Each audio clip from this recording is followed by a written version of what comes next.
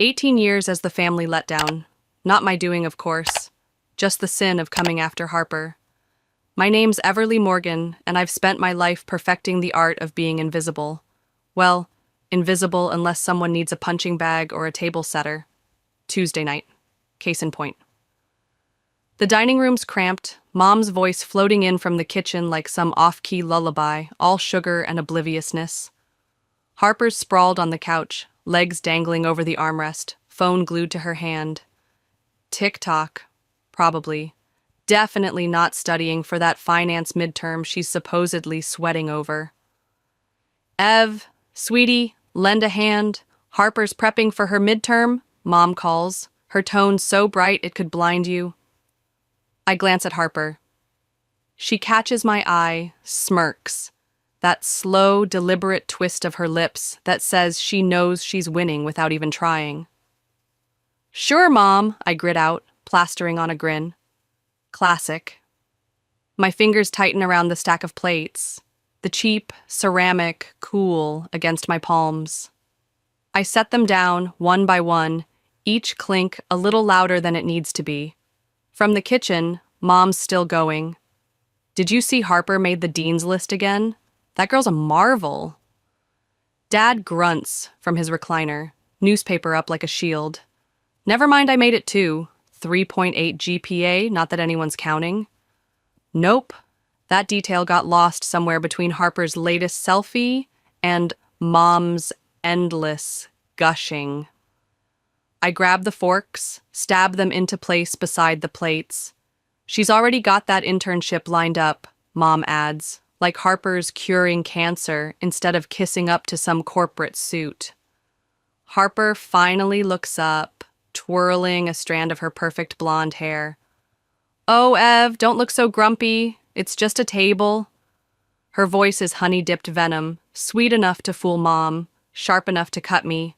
I force a laugh, dry as dust. Right, just a table. My specialty.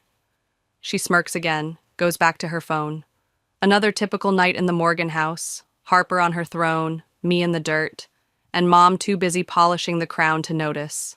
But they don't know what I've got brewing. Not yet. Upstairs, my room's a mess. Books piled on the desk, clothes spilling from the hamper, but it's mine. The one place Harper's shadow doesn't stretch. I shut the door, lean against it, let the silence settle. My ticket out. 3,000 miles from this circus. They don't know. They don't deserve to. I slide my hand under the mattress, pull out the folder. Grayson Foundation Scholarship app. Full ride to UCLA. Months of late nights, essays scratched out and rewritten, all hidden from their prying eyes. My phone buzzes on the bed. Riley, how's the escape plan? I smile, type back. Almost there. Just need Carter's final look tomorrow. A knock jolts me. I shove the folder back, heart thudding. Come in, I call, casual as I can manage. Dad pokes his head in, tie loose, looking like he'd rather be anywhere else. Hey, kiddo. Good day? I shrug. Same old. He lingers, scratching his neck. Listen, your mom and I were talking. Harper's internship. It's unpaid. We might need to dip into your college fund, help with her living costs. The words land like a slap, but it's the same old ache. My college fund. The one I've been counting on. But Dad, I start, voice tight. That money was for, I know, sweetheart, he cuts in, eyes on the floor. But this is a big break for your sister. You get it, right? I nod, throat burning. Always have. He mumbles something about talking later, slips out. I stare at the closed door, then grab my phone, scroll to a photo. Mason and me at the lake last month, his arm around me, both of us laughing. Warm brown eyes, that easy grin. My anchor. At least Harper can't take him, right? I touch the folder again. A lifeline. Soon, I tell myself. Soon they'll see I'm more than her shadow. Soon I'll be gone. Back downstairs, the plates are set, the air thick with Mom's chatter. Harper's still on the couch, queen of her little kingdom. I'm stacking napkins when she tosses it out, casual as a breadcrumb. Oh, Ev, Mason texted me about this killer party Saturday. You're coming, right? My hands freeze.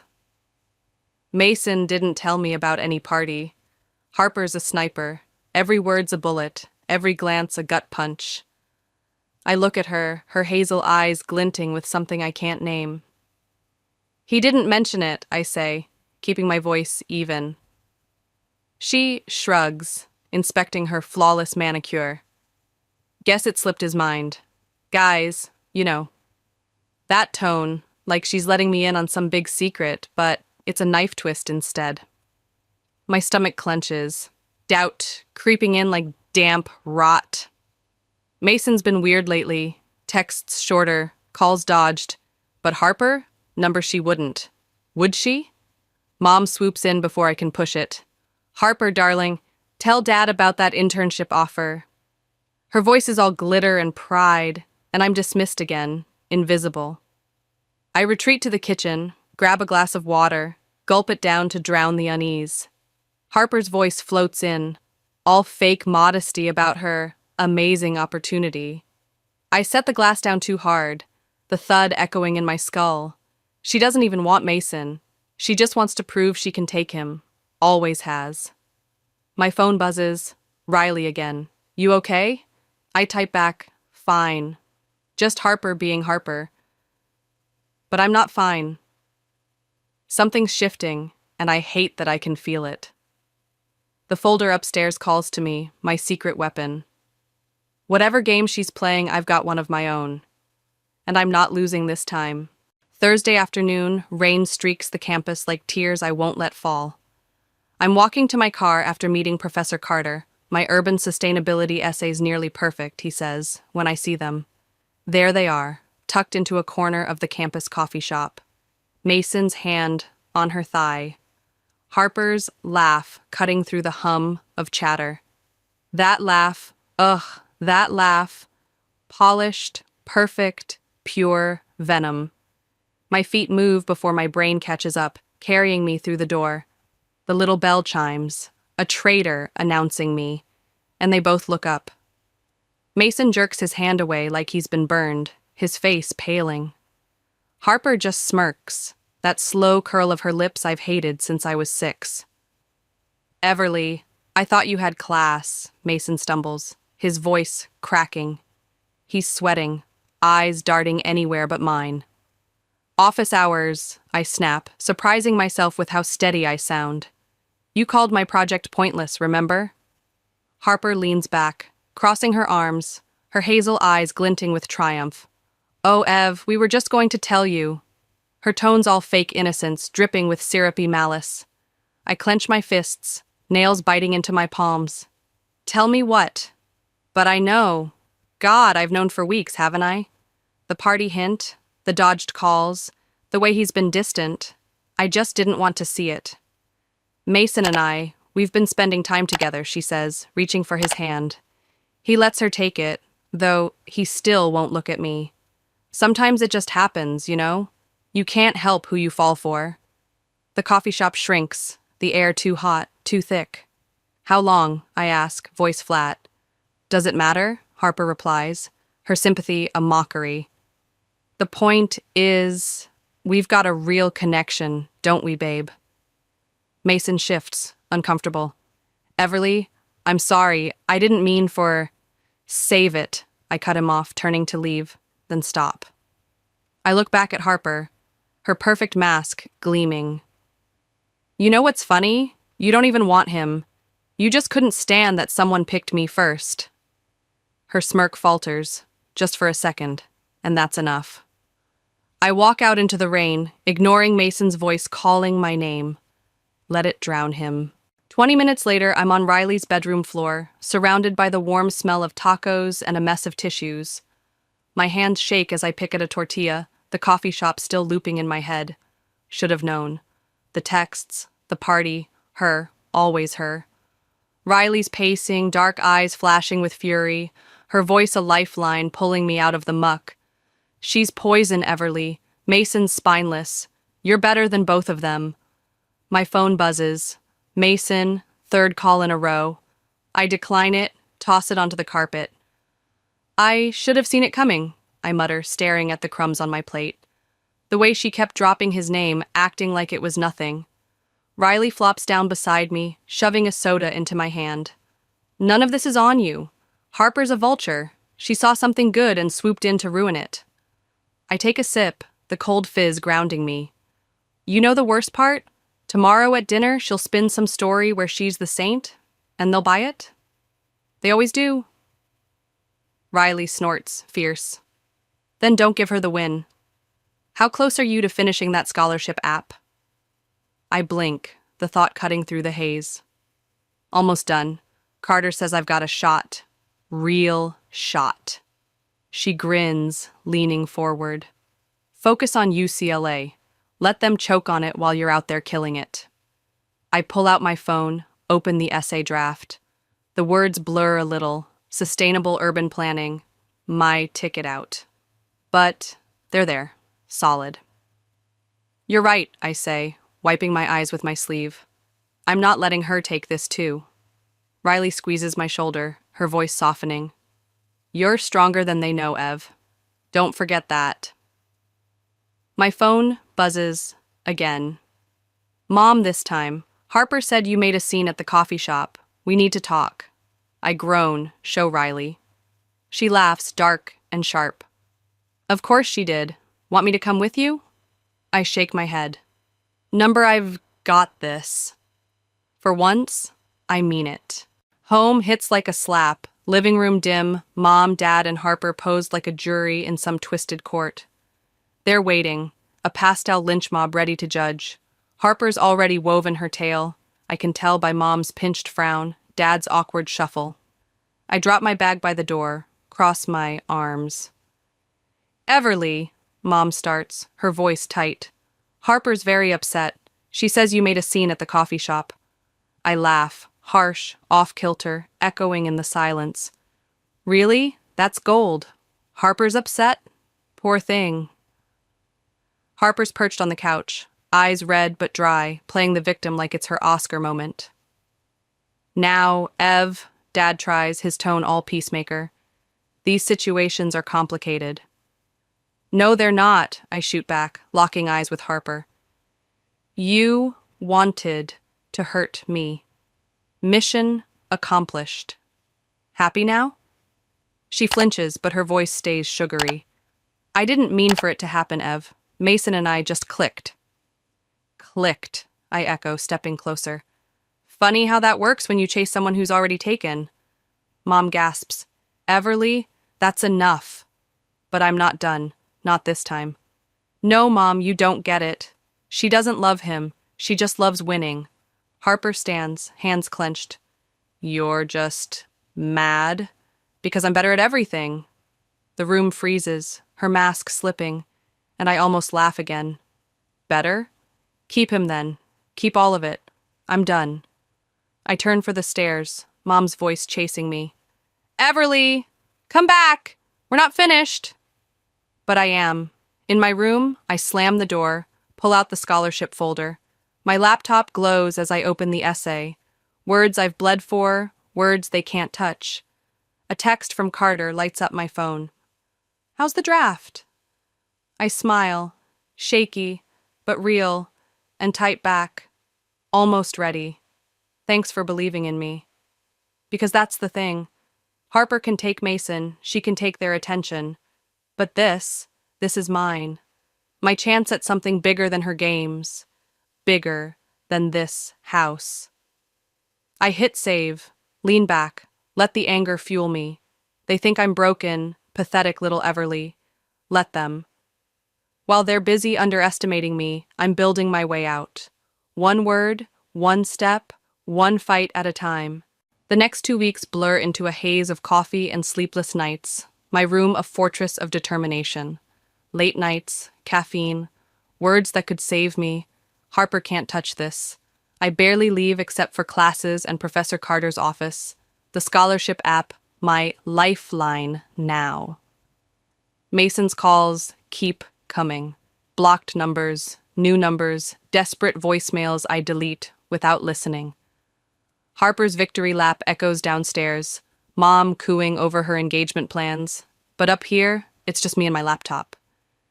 The screen glows with my essay, urban sustainability, low-income housing, ideas I've poured my soul into. Carter's words from yesterday ring in my ears, graduate-level stuff. Today, his office smells like old books and peppermint. He's hunched over my latest draft, red pen scratching notes while I fidget with my sleeve. "This is exceptional, Everly," he says, sliding it back across the desk. "Your analysis of green infrastructure. It's sharp, original. They'd be idiots to pass on you." I straighten, a flicker of pride cutting through the exhaustion. "Really?" He nods, smiling. "The Grayson Foundation's going to eat this up. Have you told your family yet?" I hesitate. The question, a jab. "No, they're distracted. Harper's ring, Mason's guilt, Mom's blind cheer, they don't get a piece of this." He catches my grimace, leans back. "Everything okay at home?" I force a smile, tight. "Just the usual drama. Nothing I can't handle." He studies me, eyes kind but piercing. "You're tougher than you think, Everly. The ones who make it, they're the ones who don't let others define them." I nod, clutching the draft. Tougher than they know. Back home, I lock my door, tune out the noise below. 3 hours until dinner. 3 hours to polish every comma. Harper's got her moment coming, but so do I. Dinner's a circus, candles flicker on Mom's best tablecloth, wine glasses gleam, the room dressed up like it's Christmas. Game on. Harper's got her ring, I've got my shot. Who's folding? I slip downstairs at 6, laptop bag heavy against my leg, Mom's voice ringing out. "Everly, it's ready." The dining room's a stage, Harper beaming beside Mason, who looks like he'd rather bolt. Mom's practically vibrating, Dad's in his usual corner, neutral as ever. "What's he doing here?" I ask, voice flat, nodding, at Mason. Mom claps her hands. "It's a special family dinner. We've got news." Harper thrusts out her left hand, a diamond sparkling like a taunt. "Mason proposed." The room spins a little, but I grip my chair, steady. Mom gushes, "Isn't it wonderful?" And perfect timing. His family owns that apartment near campus, so they can live there while Harper finishes school. Mason finally speaks, quiet. "Everly, I know this is sudden, sudden." I laugh, sharp and bitter. "It's been, what, 2 weeks since you were my boyfriend?" Mom's voice hardens. "Everly, don't ruin this." Harper's syrupy tone cuts in. "I know it's hard, Ev, but I hope you'll be my maid of honor." "You're my only sister." The silence chokes the room, all eyes on me. Harper's triumph, Mason's guilt, Mom's plea, Dad's nothing. My phone buzzes. "Carter, midnight deadline. You've got this." I smile and Harper's falters. Just a twitch. "Actually," I say, reaching for my bag, "I've got news too." Mom sighs. "Everly, not now." "Yes, now," I snap, pulling out my laptop. While Harper's been busy stealing my boyfriend, I've been working on something. I open the Grayson Foundation page, click send on my app. The confirmation pings. Done. No going back. Full ride to UCLA Urban Planning Program, submitted just now. Harper's smile goes brittle. "Ev, we're celebrating—" "Oh, this fits," I interrupt, turning the screen. "I've been at it for months with Professor Carter. Preliminary acceptance came this morning. Full scholarship, pending this." Dad blinks. "UCLA? California?" "Yep," I meet his eyes. 3,000 miles away? Harper laughs, forced. "Please, like you'll get it. Those things are impossible." "Very," I say, pulling up Carter's email. "That's why they fast-tracked me, my research proposal." "Want to hear what they said?" Her face flushes. "This is my engagement dinner. My day." "Funny," I shoot back, closing the laptop. Stealing attention sounds familiar, except I didn't need to swipe anyone's boyfriend to do it. Girls! Dad barks. But I stand. Congrats, Harper. I'm sure you'll be thrilled together. I'm out. Carter's waiting. Mom's voice cracks. Sit down, Everly. You're not going to California? Actually, I am, I say, shouldering my bag. It's done. You can't stop me. Harper's chair topples as she leaps up. This is ridiculous. Mom, tell her. But Mom's staring, stunned, and I'm already heading for the stairs. Game over. The dining room erupts as I hit the stairs. Harper's shrieking, Mom's pleading, Dad's useless, same old tune. Something shatters below, probably Mom's precious stemware, and I don't look back. In my room, I lock the door, pull out my phone. Carter's calling. It's done, I say, answering, my voice still shaking from the adrenaline. Submitted everything. Excellent, he replies, his smile audible. How'd they take it? I laugh, dry. About as well as expected. Nuclear meltdown in progress downstairs. He chuckles. Give them time. Success is the best revenge, Everly, and you're going to crush it. A knock interrupts.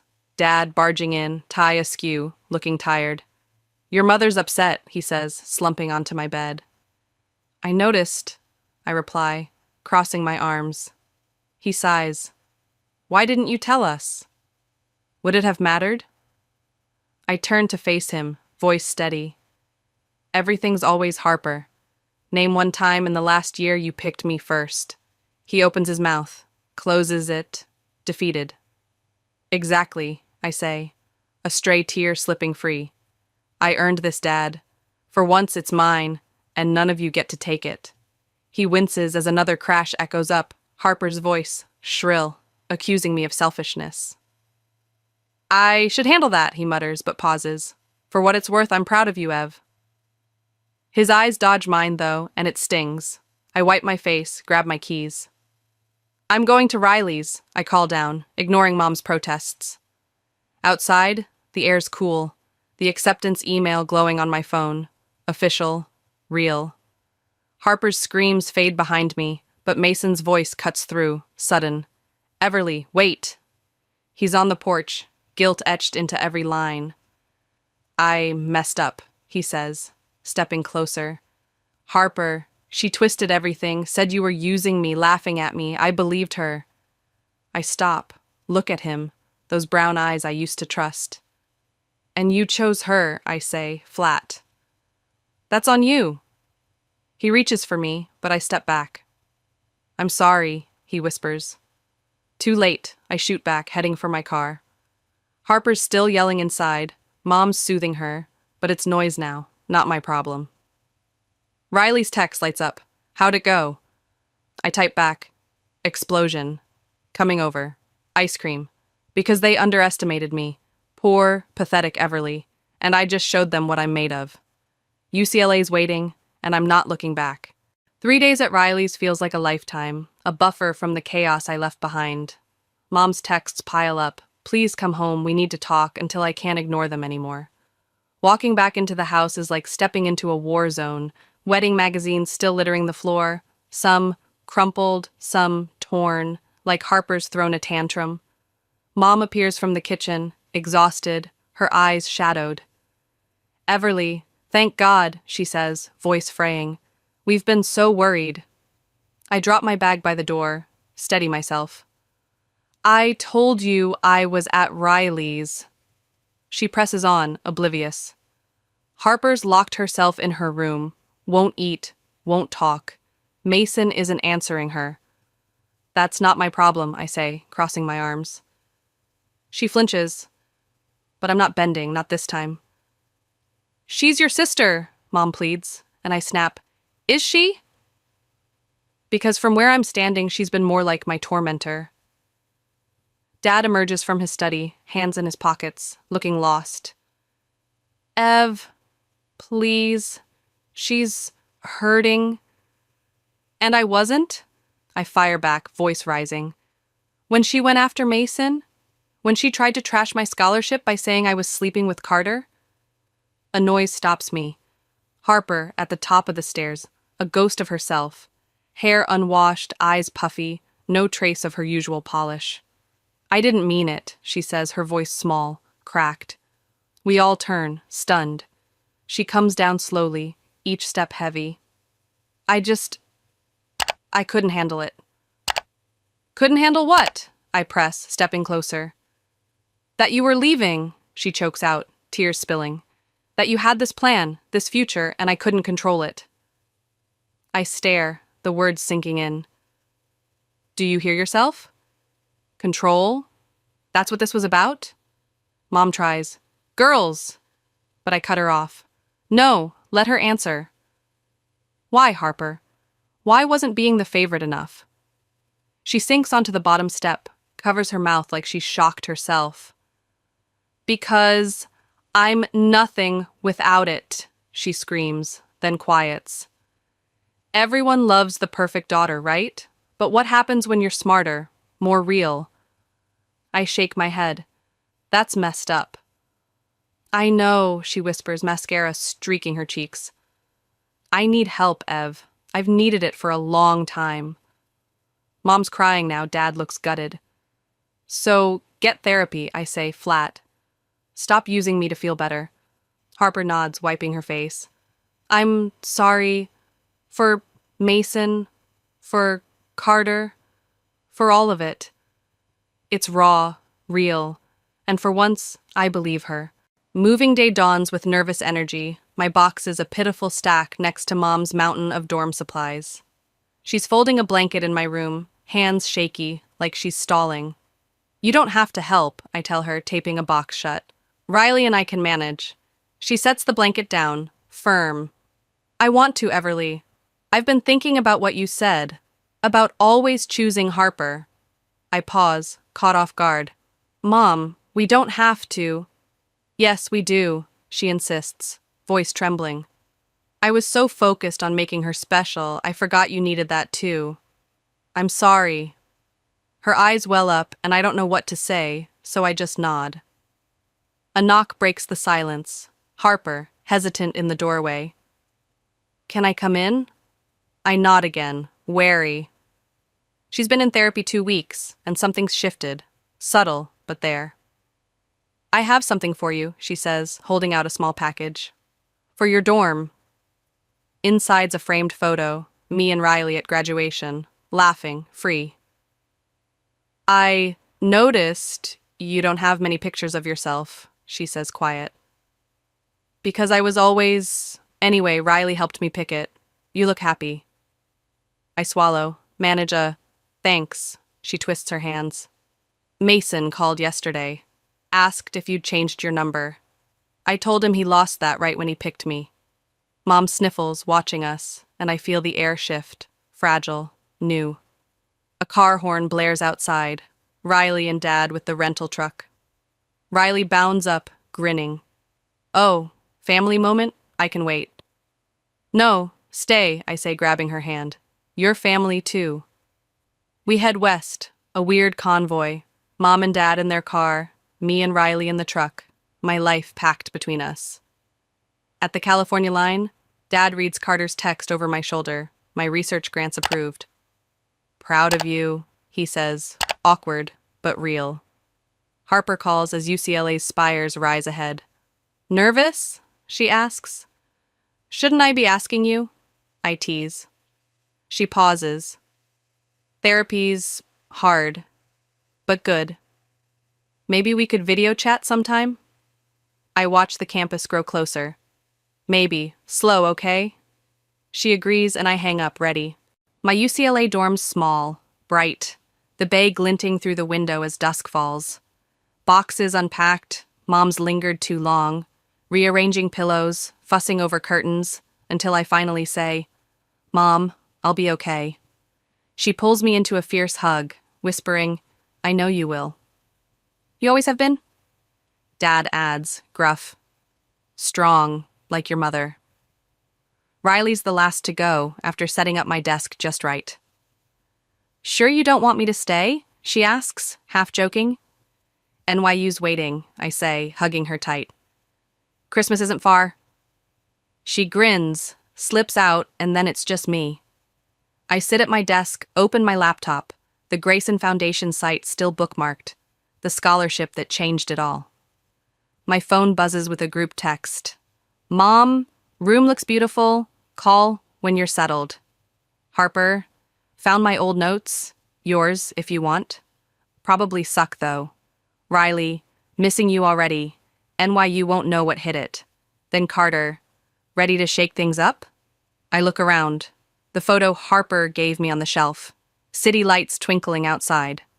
Free. Not even. Not yet. Free to be me. That's plenty. I text Carter back. Ready. Because sometimes the best revenge isn't getting even. It's getting free. Free to mess up, to grow, to forgive. Not because they deserve it, but because I deserve peace. Harper's voice echoes from that morning, broken but honest, and I wonder if she'll keep her promise. Mom's hug lingers, Dad's pride, a start, maybe. I pull up my course schedule, Urban Planning 101 tomorrow, and start reading. The campus hums outside, alive, mine. No shadows here, just light, just me. For the first time, I'm exactly where I'm supposed to be, and I'm ready for every page of it. Every fight, every win, every quiet night like this one.